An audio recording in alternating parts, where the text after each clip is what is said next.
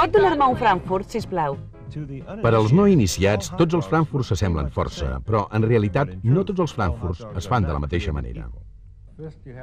Es pot tractar d'una salsitxa de Frankfurt de carn de vedella i porc, i fins i tot hi ha una tercera varietat que també pot incloure pollastre.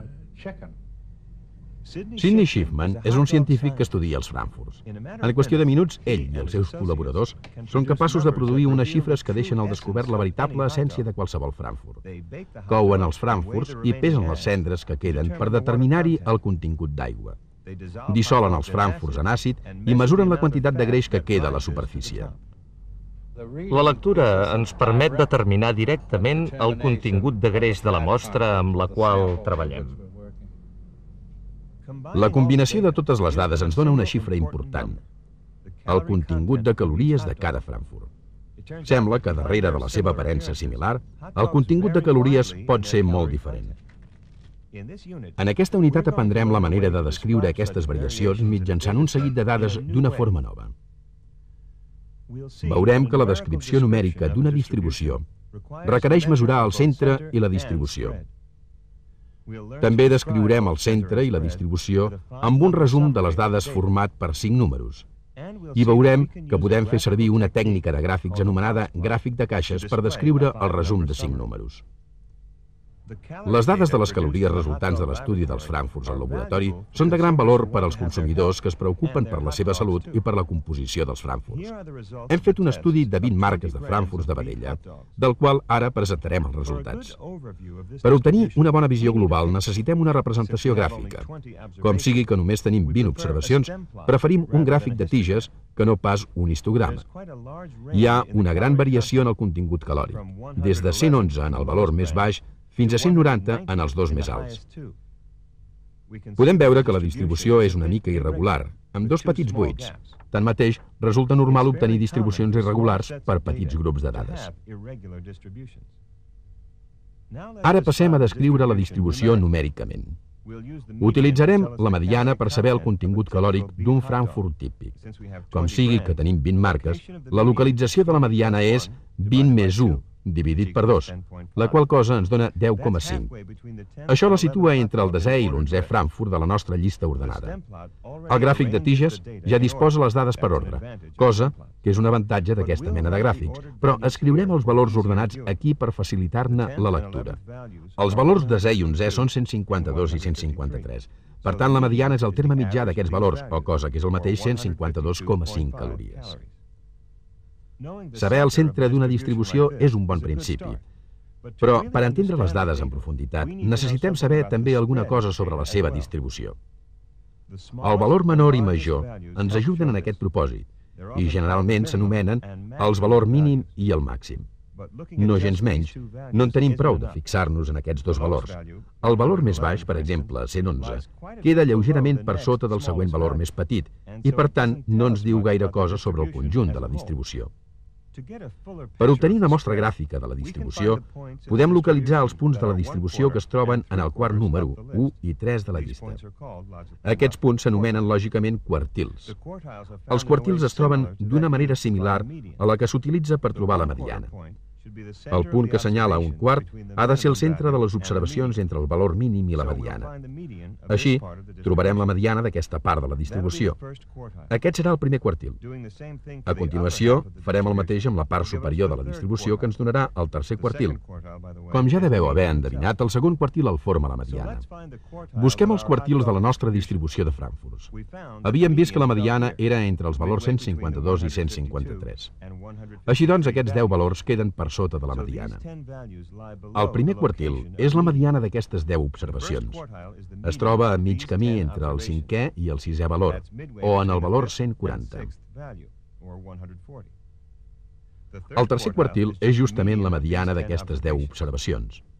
Una vegada més, aquest és el terme mitjà dels valors 5è i 6è, o el valor 178,5. La mediana i els quartils, juntament amb les observacions més petites i més grans, ens donen una descripció compacta de la distribució.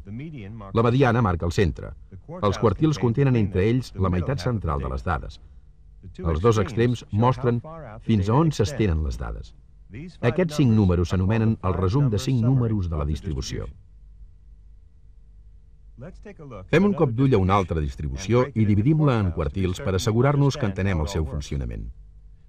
També es van mesurar les calories dels frankfurts fets només de carn, que són fets d'una barreja de carns. Apliquem la nostra norma per trobar la mediana i veiem que, com sigui que hi ha 17 observacions, la mediana és el 9è valor de la llista. És a dir, la mediana del nivell calòric de tots els frankfurts és 153. Recordem que la mediana dels 20 frankfurts de vedella estudiats abans era entre dues observacions. Aquí, en canvi, la mediana coincideix amb una de les observacions.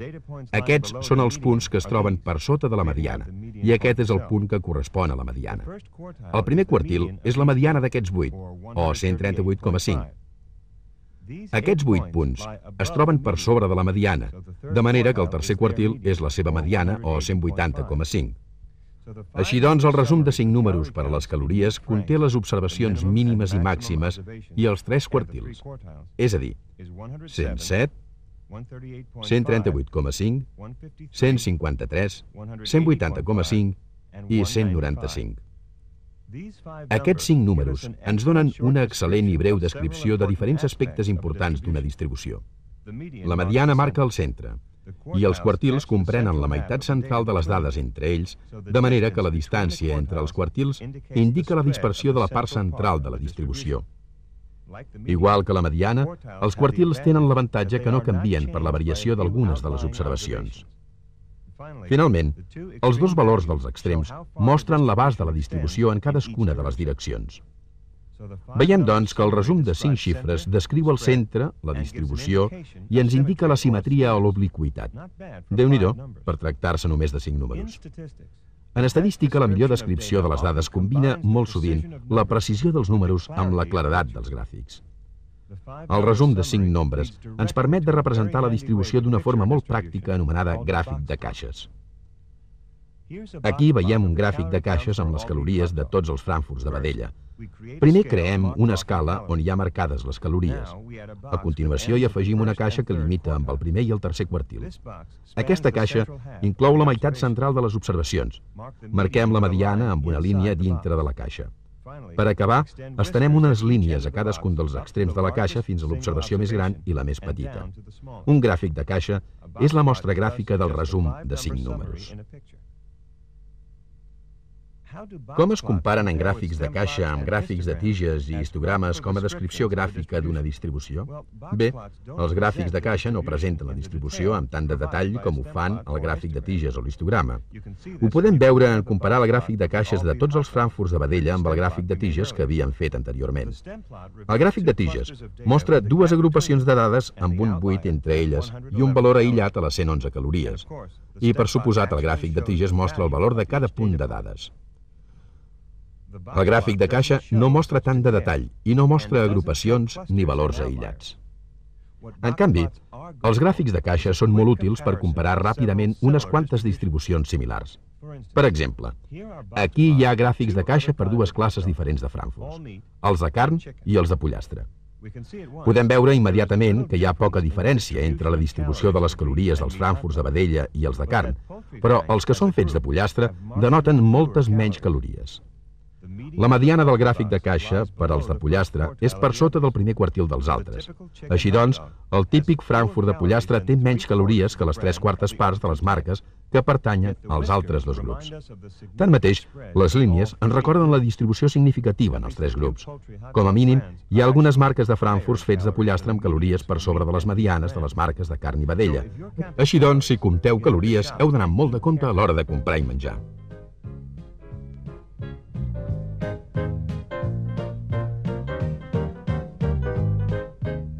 En aquesta unitat hem après una forma molt útil de descriure amb números el centre i la dispersió d'una distribució, el resum de 5 números. I també una altra manera de mostrar gràficament una distribució, els gràfics de caixa.